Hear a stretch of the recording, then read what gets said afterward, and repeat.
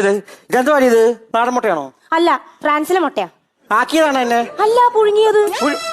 എന്റെ സ്വഭാവമായിട്ടില്ല ഞാൻ പറയാം കേട്ടോ. അവനെത്തിയടി അകത്തുണ്ട്. കണ്ടേ അടച്ചായിരുന്നോ? അടച്ചായിരുന്നു. വീടിന്റെ വാടക കൊടുത്തോ? ഇല്ല. ഇതൊന്നും കൊടുത്തില്ലേ? ഉത്തരവാദിത്വം എന്ന് പറയുന്ന ഒരു സാധനം നിനക്കില്ല. ഇതെല്ലാം പറഞ്ഞു തരാൻ വേണ്ടി ഞാൻ മാത്രമേ ഉള്ളൂ ഇവിടെ, അറിയാവോ? എന്റെ നീ നോക്കി നിൽക്കരുത്, ഞാൻ പറഞ്ഞേക്കാം. ഞാൻ ഇന്നോ നാളെയോ എന്ന് പറഞ്ഞു നിൽക്കുന്ന ഒരു മനുഷ്യനാണ്, അറിയാവോ? അയ്യോ, എന്തിനാ നാളെയൊക്കെ എടുത്ത് ഇന്നേക്കൊന്ന് കെട്ടിയെടുത്തുകൂടായിരുന്നോ? എന്നാ? അല്ല, നാളെ കാക്കിക്ക് കുറച്ച് ചോറ് ഇടണമെന്ന് പറയായിരുന്നു. ഞാനല്ലേ, നിന്റെ നല്ല മനസ്സാവണം, എനിക്ക് ഭയങ്കര ഇഷ്ടമാണ് നിന്നെ, അത് കാരണം. അയ്യോ, സുധിയേട്ടാ, സുധിയേട്ടാ, ഇങ്ങോട്ട് വാ, ഇങ്ങോട്ട് വാ.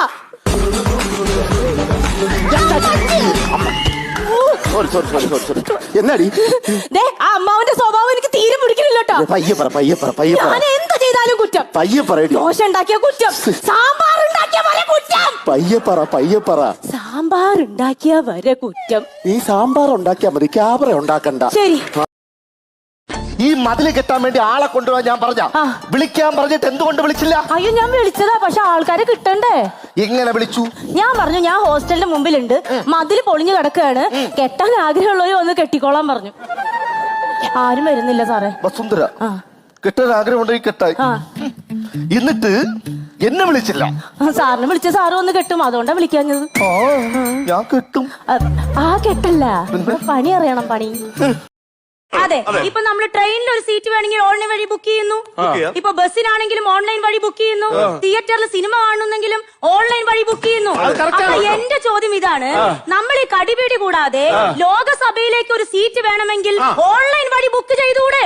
ദൈവമേ, ഒരു പിടി ദുരിതവും അതിനൊരു കനവും ഇതോ. അല്ല, ഞാൻ ചോദിച്ചാൽ നിങ്ങൾ എന്തിനാ തമ്മിൽ നോക്കുന്നത്? ഞാൻ ചോദിച്ചാൽ എന്താ തെറ്റ്? മാഡം, നമുക്കൊരു സീറ്റ് ബുക്ക് ചെയ്യാം.